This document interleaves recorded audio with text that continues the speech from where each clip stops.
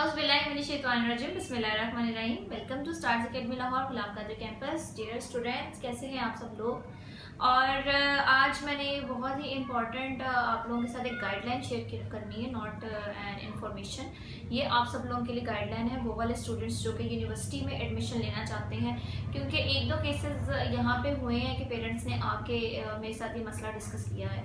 उनका मसला ये था कि उन्हें किसी जानने वाले ने क्या कह सकते हैं, जानने वाले ने उनको कहा कि हम आपका एडमिशन करवा देंगे और यूनिवर्सिटी में, और आप जो है वो इतनी फ़ी पे कर दें और हमें डॉक्यूमेंट्स दे दें। तो यूनिवर्सिटी के एडमिशन्स कभी भी इस तरीके से नहीं होते। अगर आपने किसी अच्छी यूनिवर्सिटी में, स्पेशली गवर्नमेंट यूनिवर्सिटी में अगर आपने एडमिशन करवाना है तो आप इन सारी चीज़ों का जो है वो ध्यान रखें कि आपका एडमिशन कहाँ हो रहा है और उसके प्रोसेस क्या है, उसके स्टेप्स क्या हैं एडमिशन के। फिर एक और बात भी है, अगर आपने किसी एफिलिएटेड कॉलेज में एडमिशन लेना है तो आप उसमें इस चीज़ का ध्यान रखें कि क्या वहाँ की डिग्री HEC के साथ रिकग्नाइज है या नहीं है।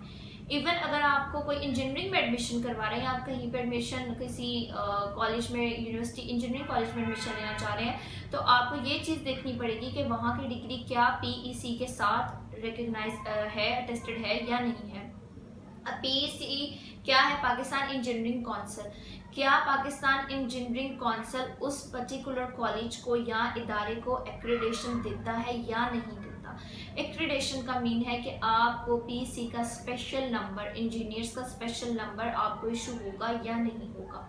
बीइंग एन इंजीनियर, मेरे पास भी PEC का एक कार्ड होता है, प्रॉपर हमें मिलता है, और उस पर हमारा नंबर मेंशन होता है कि इंजीनियर का, हर इंजीनियर के पास अपना एक नंबर होता है अगर आपकी डिग्री वो रिकग्नाइज इंस्टीट्यूट की है तो अगर आप लोगों को कोई इसी तरीके से आपका एडमिशन करवा दे कि जी आपका एडमिशन हो जाएगा और ये इतने पैसे भर दें या आप ये चीज़ें दे दें, तो बेटा इस तरीके से आपने यूनिवर्सिटी के एडमिशन्स के लिए स्पेशली ध्यान रखना है कि आपका एडमिशन कहाँ हो रहा है, कौन से कैंपस में हो रहा है, कौन से एफिलिएटेड कॉलेज में हो रहा है, और क्या वो HEC के साथ, हायर एजुकेशन कमीशन के साथ रिकग्नाइज है या नहीं है। उसकी डिग्री आपको HEC की रिकग्नाइज मिलेगी या नहीं मिलेगी।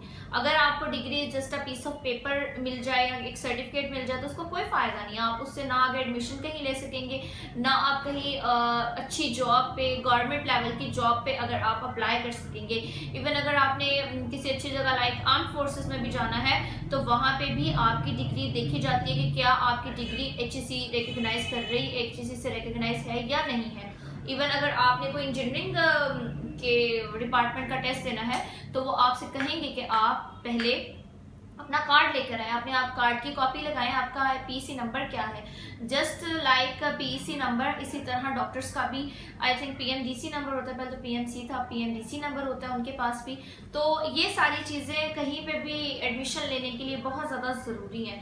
तो अगर कोई कहीं से फ्रॉड हो जाए, अगर 40-50,000 का भी फ्रॉड हो जाए तो वो फिर जाहिर सी बात है आसान बात नहीं होती। एक दो दफ़ा पेरेंट्स हमारे पास आए हैं पंजाब यूनिवर्सिटी में, जी हमारा दाखिला किसी ने करवा दिया इस तरीके से, तो हम कैसे क्लासेस शुरू होंगी या कैसे पता लगेगा। तो बाद में पेरेंट्स को बहुत मुश्किलात का सामना करना पड़ता है। तो आप अपने मार्क्स को देखते हुए आप पता करवाएं उसका यूनिवर्सिटी का मेरिट कितना है, और मेरिट के अकॉर्डिंग ही दाखिले होते हैं। ये नहीं कि अगर आपको कोई कहे मैं आपका करवा दूंगा एडमिशन तो आप जो है ना वो मुझे फ़ीस जमा करवा दें। तो इस तरीके की किसी भी वारदात से जो है, परेशानी से जो है वो खुद बचें और दूसरों को भी इस मुतल्लिक सलाह दें। अगर आपके इर्द गिर्द जो है किसी को नहीं इन्फॉर्मेशन, किसी को नहीं पता, तो आप उसको खुद बताएं कि एडमिशन का प्रोसेस क्या होता है, अगर आपको खुद भी नॉलेज है तो। बाकी अगर किसी तरीके की आपको इन्फॉर्मेशन चाहिए तो you must share your good comments in your comment section, या अगर आपने कोई क्वेश्चन पूछना है तो अब वो भी आप कमेंट सेक्शन में पूछ सकते हैं। अल्लाह हाफ़िज़।